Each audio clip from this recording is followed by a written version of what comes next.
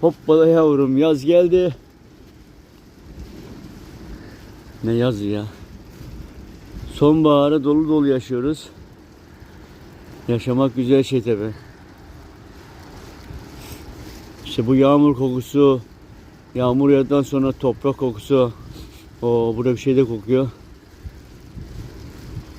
Her türlü koku var vallahi.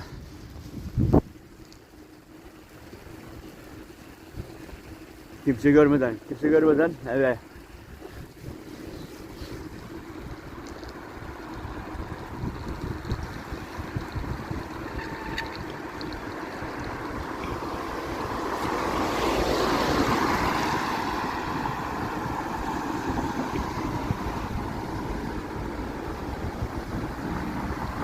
Kimse görmeden eve gidiyor.